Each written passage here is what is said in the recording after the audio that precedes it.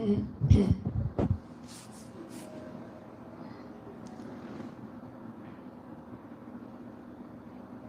शांति, बेहद की good morning. बेहद की परम महाशांति है। सभी दिव्य आत्माओं का, बेहद की आत्माओं का परम परम स्वागत है परम शांति मोटिवेशन एंड मेडिटेशन चैनल में। मैं साक्षी आप सभी का हार्दिक स्वागत करती हूँ हमारे डेली लाइव मेडिटेशन में 5:30 to 6:30 में। तो कैसे आप सब? आशा करती हूँ आप सब अच्छे होंगे, बेहद के आनंद में होंगे, बेहद की खुशी में होंगे, उमंग और उत्साह से भरे होंगे और बेहद की परम शांति में होंगे। तो चलिए शुरू करते हैं आज का हमारा लाइव एपिसोड नंबर 569। और आज हम बात करने वाले हैं कि कैसे हम लाइट का अनुभव करें, और बहुत सुंदर बात करने वाले हैं, अनुभव की बात करने वाले हैं, कैसे हम ज्ञान को जो सुनते सुनते योग में अनुभव करें, कैसे हमारा योग और गहरा हो, कैसे हम उसको, कैसे जो माँ हमें वाणी में बताते हैं, कैसे हमें जो आज का संदेश मिलता है बाप के द्वारा, उसमें हमें बार बार हमें इशारे दी जाते हैं कि हमें क्या करना है। तो उसी पे थोड़ा सा अपना मनन चिंतन डालेंगे और उस पर ही बात करेंगे। तो बने रहिए, पूरा एपिसोड देखिए, फटाफट आ जाइए, लाइव ज्वाइन कर लीजिए, फिर हम अपना कुछ चर्चा करके आज हम योग करेंगे। तो आ जाइए फटाफट। और कल अनंत का बहुत ही सुंदर एक एपिसोड हुआ है, रात को 10 बजे लाइव किया था स्पिरिचुअल पॉडकास्ट विद अनंत पटेल के चैनल पे। आपने अगर नहीं देखा तो जाइए। सुनीता बहन ने प्रश्न पूछे थे आध्यात्मिक युवाओं के संबंधित, जो आज युवाओं में मानसिक स्तर पे जो जो चीज़ें हरकतें हो रही है, या जो आज जिस विचारधारा से वो अपना जीवन व्यतीत कर रहे हैं, उसमें आध्यात्मिकता का क्या रोल है, वो देखना आपको अवश्य चाहिए। इसी से मुझे याद आया, जो मुझे कल ही बात करनी थी, रह गई। मेरा एक पॉडकास्ट हुआ है, मुझे अवसर मिला डॉक्टर अंजिता बहन के साथ एक पॉडकास्ट किया है। वो हम लोगों ने 2 दिन पहले ही शूट किया है, हमारा कार्यक्रम ख़त्म होने के बाद। तो बहुत ही सुंदर हम लोगों ने डिस्कशन की है, जिसके अंदर एक संस्कारवान पीढ़ी बनाने के लिए, जो आज की हम पीढ़ी देख रहे हैं युवाओं की, या जो आज आने वाले समय में जो भी हम यूथ को देख रहे हैं, जिस तरीके से आज उनकी विचार जो हमें देखने को मिल रहे हैं, जो उनकी आदतें संस्कार देखने को मिल रहे हैं, उसके पीछे जो नींव रखी जा रही है, वो नींव कहाँ से रखी जा रही है और कब से उसके अंदर हमें परिवर्तन करने की ज़रूरत है, यदि हम चाहते हैं कि हमारी आगे आने वाली जनरेशन या पीढ़ी जो है वो संस्कारवान बने। उसके लिए हमने गर्भ संस्कार की बात करी है। गर्भ संस्कार में माता का क्या रोल है, और उस समय किस तरीके से आप संस्कार डाल सकते हैं, कौन से समय में संस्कार डल जाते हैं, साइंटिफिकली बात करी है। बहुत वंडरफुल एपिसोड है, मतलब बहुत, मुझे बहुत पर्सनली लेवल पे अच्छा लगा। थोड़ा वुमेन ओरिएंटेड है कि माताओं को क्या करना चाहिए, क्योंकि वही एक समाज को, एक अच्छे समाज को जन्म दे सकती है। केवल वो परिवार को नहीं, वो पूरे विश्व को परिवर्तन करने के निमित्त बनती है। तो ऐसी बहुत सुंदर बात करी है, उसको थोड़ा समय लगेगा एडिट होने में। बहुत सारे शूट हुए हैं हमारे इस दौरान स्पिरिचुअल पॉडकास्ट चैनल के लिए। बहुत सारे लोगों के अनुभव, दिव्य आत्माएं जो दूर दूर से आई, उनका अनुभव शेयर किया हुआ है उन्होंने। तो उन्होंने अपना पॉडकास्ट दिया है, तो सारी एडिटिंग चालू है। तो वेट करिए, जैसे जैसे जो जो वीडियोस जिस जिस चैनल पे आती जाएगी उसको आप देखिएगा। बापूजी की भी एक बहुत इम्पोर्टेंट वीडियो भारत बचेगा, उसके ऊपर पार्ट 3 बापूजी की आने वाली है जल्द ही। तो इंतज़ार करिए, और इंतज़ार करते करते ज्ञान में थोड़ा और पक्के होते जाइए, ज्ञान सुनते जाइए, मनन चिंतन बढ़ाते जाइए, स्वाध्याय करते जाइए। बहुत ही वंडरफुल समय चल रहा है, मुझे ऐसा अनुभव हो रहा है। हो सकता है सबके जीवन में चुनौतियाँ और संघर्ष और भी तेज़ गति से आ रहे होंगे, लेकिन फिर भी ये समय बहुत ही अच्छा चल रहा है।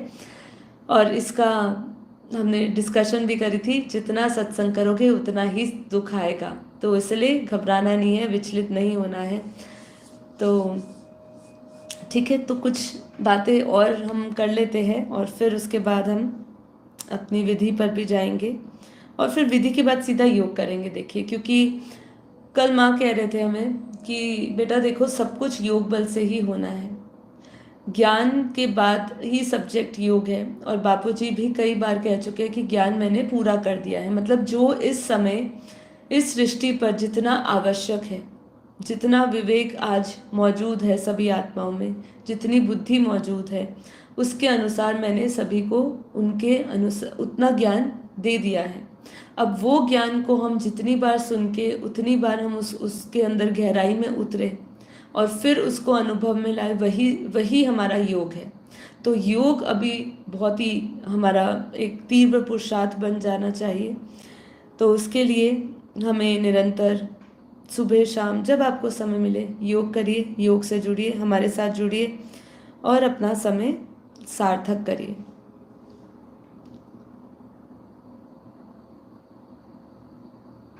तो परम सुख टाइटल है इसका, परम सुख। बहुत सुंदर सी बात है, सुनिए, बहुत अच्छा लगेगा आपको। दुख में सुख खोज लेना। क्या? दुख में सुख खोज लेना, हानि में लाभ खोज लेना, प्रतिकूलताओं में भी अवसर खोज लेना, इस सब को सकारात्मक दृष्टिकोण कहा जाता है। ठीक है, हम क्या बोलते हैं? पॉजिटिव सोचो। तो पॉजिटिव सोचते समय हम क्या सोचते हैं कि पॉजिटिव सोचना सिर्फ अच्छा सोचना है, लेकिन यहाँ हमें एक नई परिभाषा मिली। क्या परिभाषा मिली? कि दुख में भी सुख को खोजना। जब आपका समय अच्छा चल रहा है उस समय तो आप अच्छा ही सोचेंगे, मतलब उस समय तो पॉजिटिव ही होंगे आपके विचार।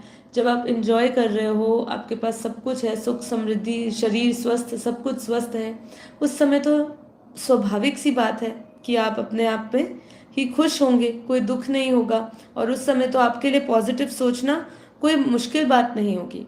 ठीक है, लेकिन असली चैलेंज क्या है? असली सकारात्मक दृष्टिकोण किसको कहा जाता है?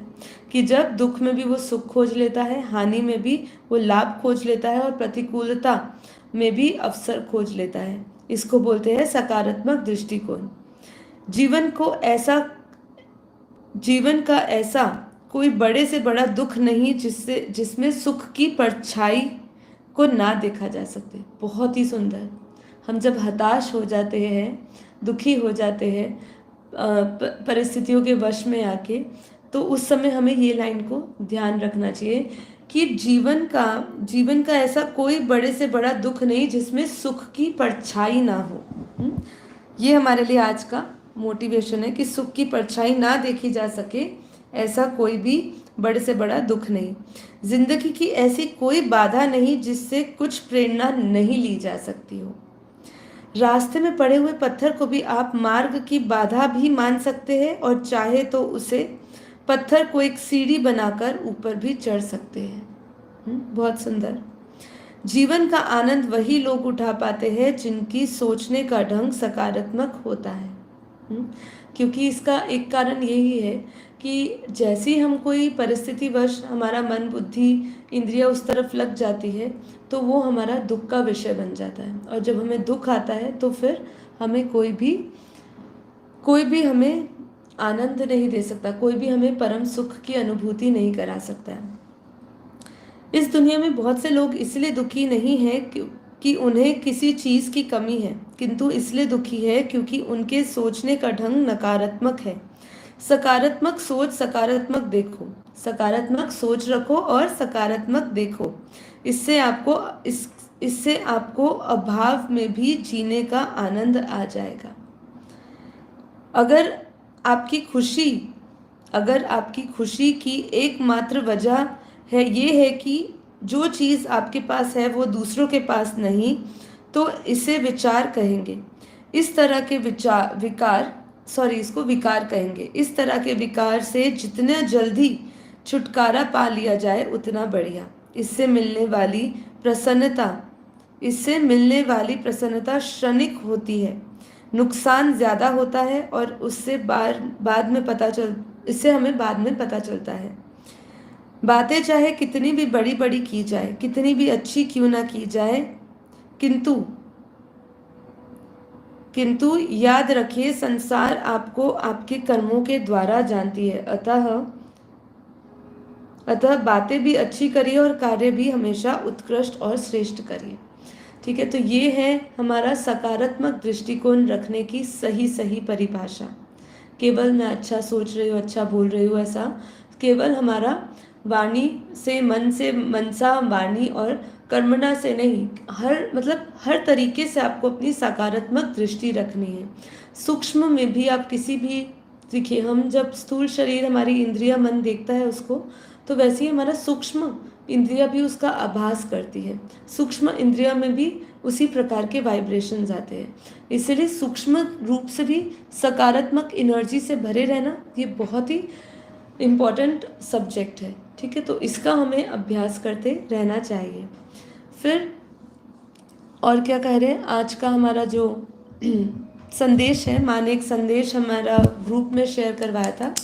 यदि आपने वो संदेश नहीं देखा तो आप उसको देखिएगा। मैं उसमें से कुछ सारांश उसका ले रही हूँ और समझा रही हूँ, तो सुनिएगा। एक मिनट,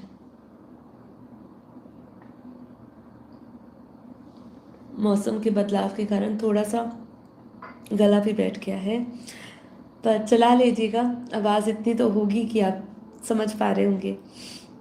हाँ, तो क्या था हमारा जो आज का बाप का संदेश आया है, बहुत सुंदर है। ना सोचो ना बोलो, जो हो रहा है हर बात को बिंदु लगाओ, बिंदु बन, बिंदु बाप के संग बैठ जाओ। ठीक है, तो ये अपने आप में ही हमारे लिए एक बहुत बड़ी धारणा है। क्यों? हमें सोचना स्वरूप नहीं बनना है।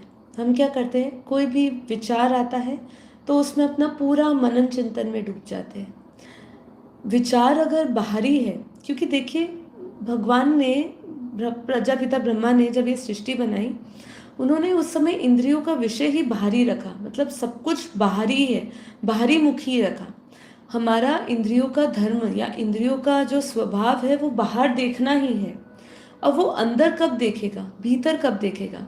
उसको भीतर देखने के लिए उसके मन को बदलना होगा, क्योंकि जो मन से जो निकलेगा, जो मन में भाव होंगे, वही इंद्रियों का भाव बनेगा, वही स्वभाव बनेगा, और वही वो उसी इंद्रियों को उसी डायरेक्शन में लेकर जाएगा। अब सबसे पहले क्या होना चाहिए, फिर आपका मन बदलना चाहिए। अगर मन को कैसे बदले? मन को बदलने के लिए बुद्धि का सहारा लेना पड़ता है। तो बुद्धि में हमारा मनन चिंतन सोच विचार क्या चल रही है, उसके अनुसार मन बनेगा, मन वही करेगा, मन भी जो सोच रहा है वही इंद्रिया करेगी। तो यहाँ पे हमें पूरा निचोड़ क्या निकलता है कि हमें बुद्धि को बदलना है। बुद्धि को बदलने के लिए हमें चाहिए ज्ञान। इसलिए बापूजी कहते हैं कि अपना मनन चिंतन जो हम कर रहे हैं, जो हम स्वाध्याय कर रहे हैं या जो हम अभ्यास कर रहे हैं, उसको बहुत ही ध्यान पूर्वक हमें अटेंशन देनी है, ध्यान पूर्वकता से अटेंशन देनी है। ऐसे ही अब बेहोशी में कोई चलते जा रहे हो और ठोकर लग जाए तो ठोकर ही लगेगी ना। जब बिना देखे चलते जाओगे तो ठोकर ही लगेगी। इसलिए सावधानी से अपना जीवन व्यतीत, एक ज्ञानी को ध्यान पूर्वक, है ना, धैर्य पूर्वक जीवन चलना चाहिए, व्यतीत करना चाहिए, और फिर अटेंशन रखनी चाहिए अपने हर एक विचार पे। तो क्या बाप क्या कहते हैं, इसलिए सोचना स्वरूप नहीं बनना। बाहरी कोई भी विचार आ रहे तो उसमें सोचना नहीं। अपने इंद्रिया मन बुद्धि को कहाँ लगाना है? परमात्मा चिंतन में लगाना है। और ये परमात्मा चिंतन तभी होगा जब आप समर्पण करोगे। तो ये सब चीज़ें हमें सीखनी है। तो ना सोचो ना बोलो, और क्या होना है, जो हो गया है हर बात को बिंदी लगानी है। इसलिए बाप क्या कहते हैं, बापूजी क्या सिखाते हैं दादाजी हमें, कि बीती सो बिंदी लगाओ।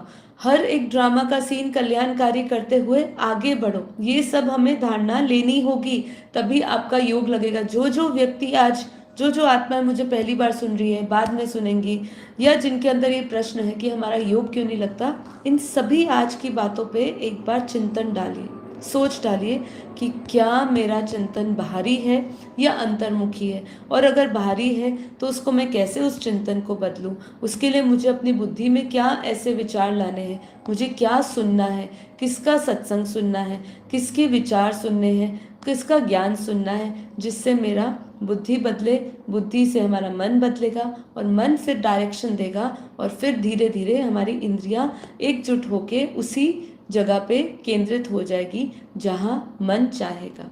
तो वही असली मुक्ति है और वही असली स्वतंत्रता है।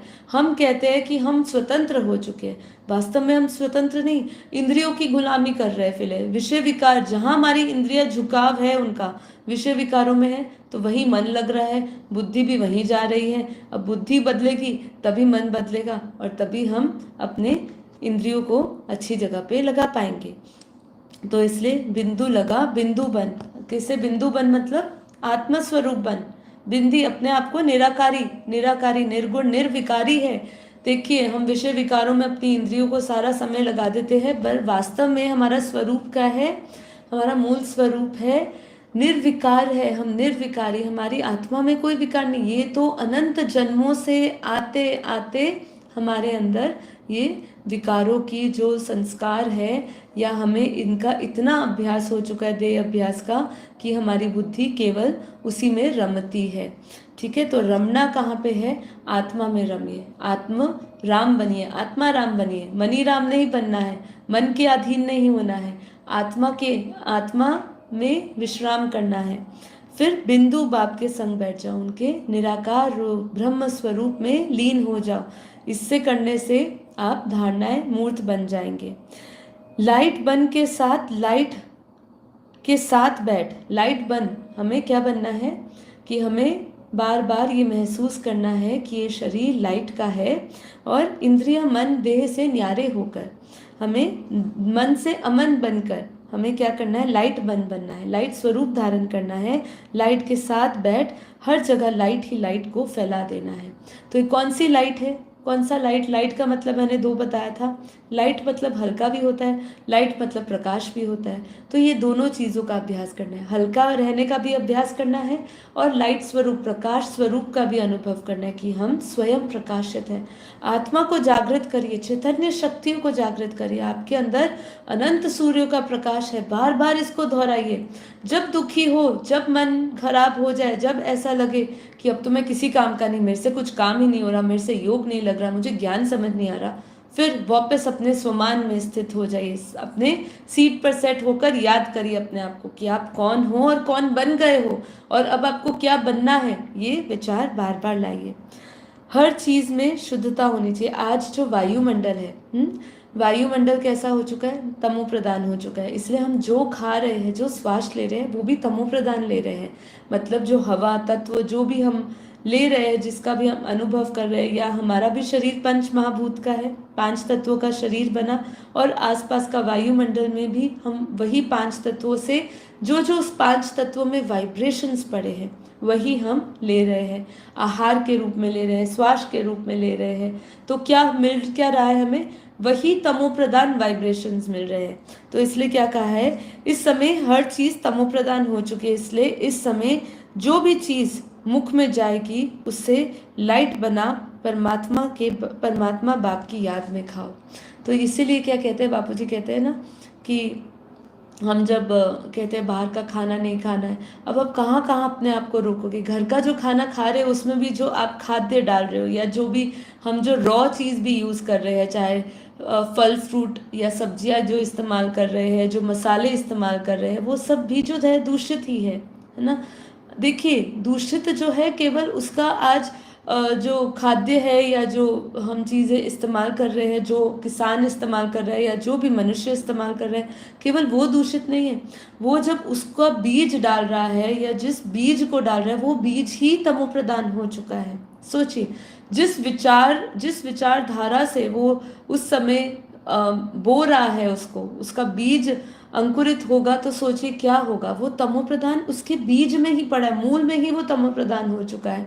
तो वो जब बड़ा होकर भी आएगा, या उसके ऊपर जितनी और मिलावट करो, वो तो उसका बोनस है, पर बीज ही तमो प्रधान बन चुके हैं। तो ऐसी तमो प्रधान वायुमंडल में हमें क्या एहसास करना है, क्या महसूस करना है कि हम जो भी श्वास ले रहे हैं, हम जो भी आहार ले रहे हैं, जो भी खा रहे हैं, वो लाइट है। परमात्मा को सौंप कर आप जो भी अपना कर्म करेंगे। कौन से? मन से, कर्म से, कर्मणा से, मनसा से, वाचा से, जो भी हम कर रहे हैं उसको समर्पित भाव से करिए कि हम बाप को समर्पित करते हुए प्रत्येक कर्म कर रहे हैं। तो जब हम इस तरीके से करेंगे और लाइट स्वरूप का अनुभव करेंगे तो जो चीज़ को हम धारण कर रहे हैं, जिस भी आहार को, जिस भी वायु को, वो भी दूषित से वो कैसे हो जाएगी? वो भी शुद्ध हो जाएगी। इसलिए हर चीज़ में शुद्धता होनी चाहिए, चाहे वो मन बुद्धि का भोजन हो, चाहे वो तन का भोजन हो। तो सबसे पहले क्या करना है? तन के भोजन को शुद्ध आहार लेने में हम बहुत प्रयास करते हैं कि हम सात्विक भोजन खाएं, हम घर का बना हुआ खाएं। काफ़ी लोग तो अपने घर में ही सब्जियां और सब उगाने लग गए कि हम कम से कम अपने ही यहाँ का खाएंगे खाना, घर का जो होम गार्डन बना लिए लोगों ने, जिससे कि वहीं का ही शुद्ध खाना खाए बिना कुछ मिलावट के। लेकिन मन बुद्धि का जो भोजन है, हाँ, मन और बुद्धि का जो भोजन है उसको शुद्ध बना के खाना कितना आवश्यक है। तो वो मन बुद्धि का भोजन क्या है? ज्ञान। ज्ञान आपके बुद्धि का जो चिंतन है वो बदल देता है। बुद्धि का चिंतन बदलते ही अंतःकरण हमारा शुद्ध हो जाता है। मन में पड़ी हुई वासना, इंद्रियों के इंद्रिया जो प्रेरित होती है, जिस तरफ झुकाव होता है, वो सब धीरे धीरे परिवर्तित हो जाता है। हम सोचते हैं कि स्थूल में तो विशेष रूप से परिवर्तन तो हो नहीं रहा है, परंतु आपका लाइट का अभ्यास से सब कुछ परिवर्तन कर देगा। ये बहुत इंपॉर्टेंट पॉइंट है। हमें लगता है कुछ बदल नहीं रहा है, अभी भी लग रहा है ना, हम देख रहे हैं घर वाले तो बदल नहीं रहे, बार बार बापूजी कह रहे हैं घर को लाइट हाउस बनाओ, घर को लाइट हाउस बनाओ, लेकिन घर लाइट हाउस पता नहीं बन रहा है नहीं बन रहा है। सबके अंदर यही क्वेश्चन आते हैं, हमें संकेत कैसे मिले कि वास्तव में परिवर्तन आ रहा है, और संकेत भी कैसे मिल रहे हैं कि घर वाले और बंधन डाल रहे हैं। तो ये आता है तो फिर हमें फिर से याद करना पड़ता है कि हमारे कर्म बंधन बहुत ही तेजी गति से आ रहे हैं, वो कट रहे हैं, और जब तेजी गति से वो कट जाएंगे एक बार, फिर आप बंधन मुक्त हो जाएंगे। पर इसके लिए हमें क्या ज़रूरत है? धैर्य रखना। इसलिए आज का जो मैं ले रही हूँ संदेश बाप का, उसके अंदर बार बार लाइन में 2-3 बार आया है कि धैर्य पूर्वक अटेंशन रखिए। धैर्यवान बनना पड़ेगा हमें। जितना धैर्य धीरज रखिए, जो है हो जाएगा। परिवर्तन, बापूजी ने वादा किया है कि परिवर्तन होगा तो हो जाएगा। जिस भी रीति हो, जिस भी विधि हो, उस पे धैर्य रखते हुए, निश्चय बुद्धि रखते हुए अपना पुरुषार्थ करते रहिए, अपना 100% बेस्ट करिए। हम जब लौकिक में भी पढ़ाई करते हैं तो हमें क्या बोला जाता है? अपना 100% देकर आओ, बाकी जो होगा अच्छा होगा। जब आपने मेहनत 100% करी होगी तो रिजल्ट 100% क्यों नहीं आएगा? अगर मेहनत आपकी 100% नहीं होगी तो रिजल्ट भी 100% नहीं आएगा, है ना। इसीलिए इस चीज़ को ध्यान से समझते हुए उस पर अपना चिंतन डालिए। दुख या शोक से ऊपर उठना ही पड़ेगा आपको। फिर इसके अभ्यास से आपके अंदर जो परिवर्तन का जो कार्य हो रहा है वो दुनिया में कोई नहीं कर सकता है। तो जो बाहरी परिवर्तन तो आपको देखने में आता नहीं है, बाहरी परिवर्तन देखने में नहीं आ रहा है, लेकिन भीतर का परिवर्तन जो हो रहा है वो बहुत ही बड़े स्तर पर हो रहा है, और उस स्तर को समझना जानना अति आवश्यक है। स्थूल परिवर्तन तो आंखें देखिए, अभी जो परिवर्तन हो रहा है ना हमारे अंदर, परम शांति के वाइब्रेशन से, लाइट स्वरूप में, अपने स्वमान में रहने से, अपना स्वस्वरूप धारण करने से, ये सब भीतर परिवर्तन हो रहा है। बाहरी परिवर्तन तो जो है, क्या डायरेक्शन मिली, क्या आपको संकेत दिया जा रहा है? स्थूल परिवर्तन तो आग झपकते ही हो जाएगा। तो जो परिवर्तन होना बचा है वो कारण शरीर के स्तर पर, कारण शरीर जब बदलेगा हमारा, उस स्तर पर जो परिवर्तन आएगा, अंतर से जो परिवर्तन आएगा, उसको समय लग रहा है। अपने पुराने संस्कारों को बदलने में हमें परिवर्तन लग रहा है। पुराना मतलब जो हमारे अनंत जन्मों से, जो हमारा आदि अनादि संस्कार स्वभाव है, जो मूल हमारे संस्कार है, वो धारण करने में हमें समय इसलिए लग रहा है क्योंकि जो अनंत जन्म की हम प्रैक्टिस कर चुके हैं वो छूटता नहीं है। इसलिए हमें अपने मूल स्वरूप से जुड़ने में तकलीफ होती है। पर स्थूल परिवर्तन तो आग झपकते ही हो जाएगा, सेकंडों में हो जाएगा। तो उसमें एक बहुत सुंदर उदाहरण दिया है, जैसे कि एक बहुत सुंदर इमारत जब बनाते हैं ना, तो वो इमारत को पर्दे के पीछे छुपा के रखते हैं, और फिर जब पर्दा उठता है तो हम वो सुंदर सी इमारत को देखते हैं। ऐसे ही हमारे भीतर जो परिवर्तन हो रहा है उसको इस ने अभी ढका हुआ है। वो परिवर्तन जब उजागर होगा लोगों के सामने तो लोगों की आंखें फटी हुई रह जाएगी कि ये क्या था और ये कब हुआ, इतना पुरुषार्थ कब इन्होंने किया, इतना बदलाव कब अपने अंदर किया कि वो इस सुंदर से मूर्त को लेकर आए हैं, इतना सुंदर स्वरूप बाहर लेकर आए हैं। अब आपको योग में क्या फील करना है? हमें योग में ये फील होना चाहिए कि आप लाइट के शरीर में पॉइंट ऑफ लाइट हो। क्या डायरेक्शन मिल गई है कैसे हमें योग करना है। और माँ भी हमें बार बार कह रही है, योग की विधि में और सुंदर तरीके से रिफाइन किया है माँ ने, जिससे हम बार बार उस लाइट का अनुभव करें। और हमें सिर्फ बाप से एक घड़ी वो शक्ति नहीं, निरंतर वो पावर को इतना पावरफुल फील करें उनके अनेक अनंत स्वरूप को लेकर कि कोई स्कोप ही ना रहे कि हमारी बुद्धि इधर उधर भटक जाए। तो क्या कह रहे हैं, आपको योग में फील करना है कि आप लाइट के शरीर में हो। लाइट के शरीर में तो दो लाइट का अर्थ हुआ कि आप एकदम हल्के स्वरूप में, एकदम हल्कापन है, वेटलेस बॉडी है, हल्का है और प्रकाश के स्वरूप में उस पॉइंट ऑफ लाइट में स्थित होना है और अपने आसपास प्रेम का प्रकाश फैला हुआ देखना है। तो प्रेम का प्रकाश फैलता चला जा रहा है या प्रेम का प्रकाश सामने आसपास देख रहे हो तो कहाँ से? आपकी ऑरा से निकलेगा, जब आप परम शांति के वाइब्रेशन से जुड़ेंगे।